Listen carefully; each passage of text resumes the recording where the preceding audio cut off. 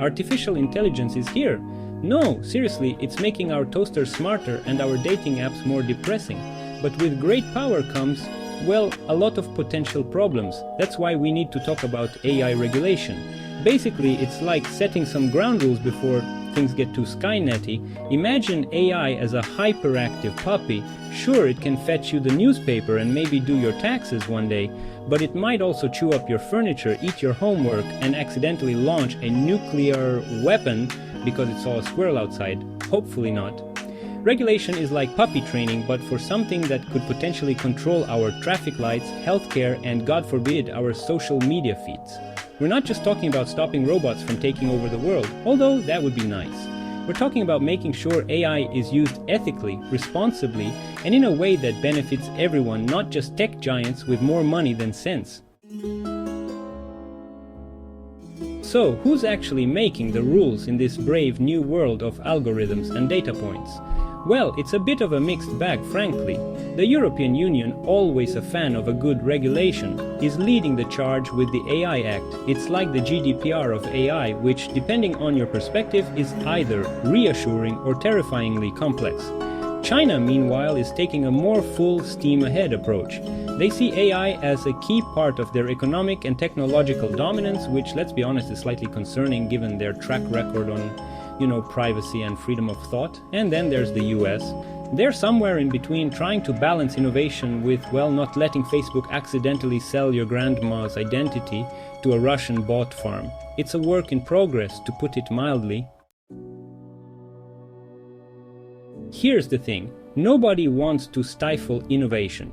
AI has the potential to solve some of the world's biggest problems, from climate change to curing diseases. But we also don't want to end up in a dystopian future where algorithms determine our fate and our toaster judges our taste in bread.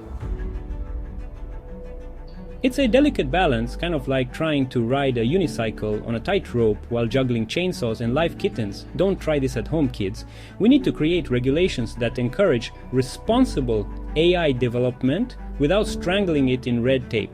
This means finding ways to promote transparency and accountability without turning AI development into a bureaucratic nightmare. It's a tough job, but hey, someone's gotta do it.